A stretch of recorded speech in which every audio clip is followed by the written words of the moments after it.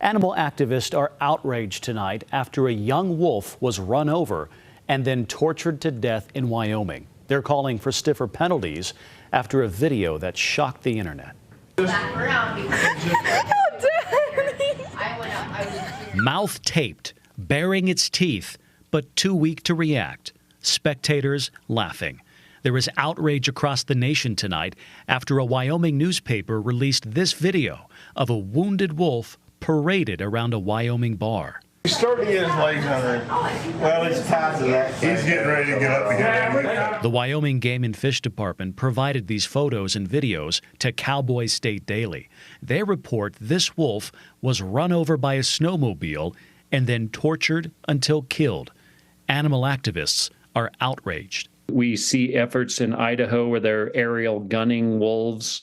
Montana has passed gross laws to try to kill as many wolves as they can, as fast as they can. And of course, in Wyoming, in 85% of the state, it's legal to do what this guy did in Wyoming and run a wolf over with a snowmobile. And we think that's atrocious. Part of the outrage that's happening right now is, first of all, just the treatment of this wolf was just appalling.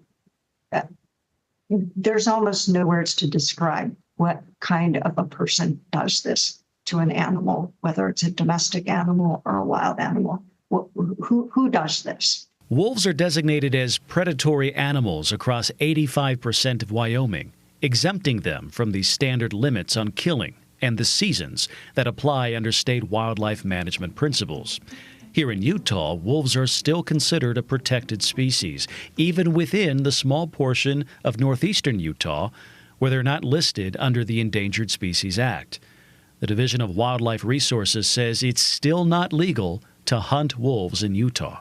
The states have shown that they're just terrible at managing wolves, that they are ill-suited to do this, and they don't share the conservation goals of the larger United States. And therefore, we believe it's imperative for the U.S. Fish and Wildlife Service to step in and restore federal protections for them. One of the benefits of having Endangered Species Act protections restored for wolves in that region, whether as fully endangered or as a lesser protected status as threatened, is there will be criminal penalties for people caught perpetrating these acts.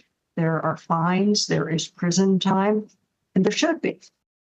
Now, the man involved was fined $250 by Wyoming officials for possessing a live wild animal. Activists say that's not enough. The Sublette County Sheriff's Office says they've received thousands of calls and emails about the case and say they are continuing to investigate.